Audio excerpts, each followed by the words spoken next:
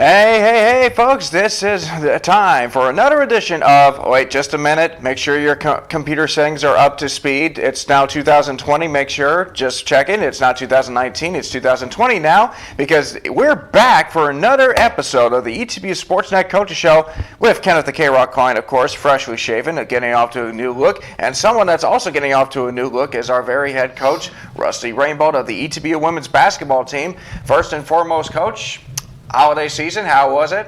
Oh, it was fantastic. Me and my middle daughter, Summer, got a picture of Santa Claus delivering the gifts. So we were snuck around. We heard him when he got there, and I woke her up early, and I stuck my phone around and snapped it, and we got a picture of him in the house. So it was unbelievable.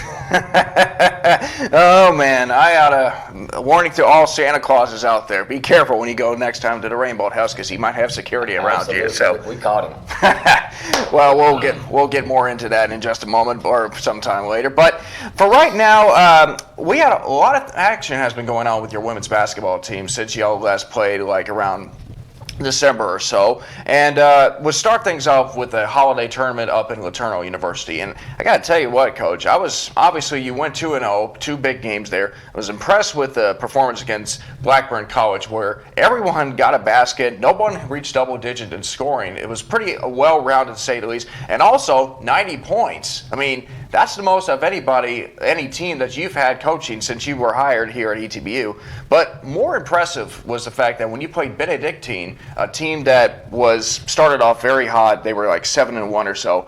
You held them to like 14 points in the first two quarters, and it just seemed like everything was just going right for you that day, wasn't it? Well, the Blackburn game was an interesting one. We gave our kids 14 straight days off at Christmas, came back on the 26th, practiced on the 27th, and played on the 28th. And against Blackburn, what you said, we played 18 girls in that game. Nobody scored double digits. Everybody scored, and we scored 90 points as a team. And then we turned around the next day against Benedictine, who was a very good team. I think they were 7-1 or 8-1 at the time. And we played our best 3 quarters of basketball that we've played since I've been here. And, my 2.5 years at ETBU, the girls were phenomenal defensively and running in transition. And so it was good. It was good to come back, and everybody's healthy and, play well. In that tournament, we were plus 20 assist to turnovers, which has been our big focus this year, is taking care of the ball better and sharing the ball. And so that was a good weekend to get the new year, new semester started.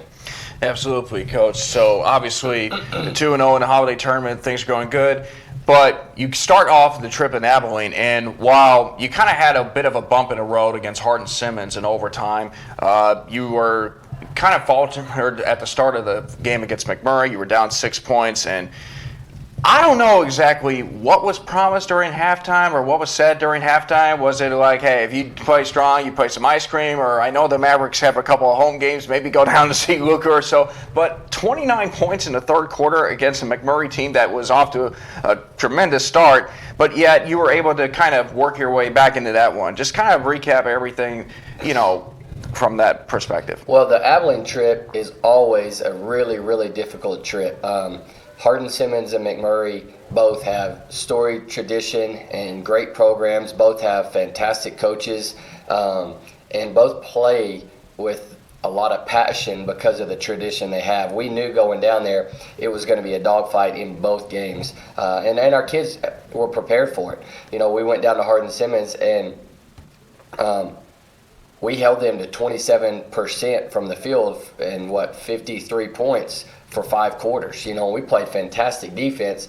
We turned the ball over. It was kind of a weird game, the flow of the game. There was a lot of it was a weird flow for whatever reason. We'll leave it at that. But we had so many turnovers. We came out in the third quarter and played fantastic against Hardin Simmons, got the lead, and then it was a 1-point game the whole entire rest of the game. Got a big stop at the end of regulation and got the ball, had a chance to make a couple of free throws to win the game, and didn't make them, went into overtime, and they didn't score a bucket, but the points that they got were all free throws. And so, it's like I said, it's just kind of a weird game, the way the game flowed. Neither team could ever really get in a great rhythm, and then just I won't say the way it was officiated, but just the flow of it. It never really. It never just felt like a smooth game on either end. But we lost that game and learned a lot about the game. And I was the next day in practice, came back, and you could feel a little bit of that hangover. They were really disappointed that we lost the game the way we did. But Hardin-Simmons has a very good team. I mean, they have a fantastic coaching staff, some really high-level players, and so no shame in going and losing a game at their place to that team. It's just hard because we had a chance to win it. Flip to Saturday, come out. The kids are excited, seem ready.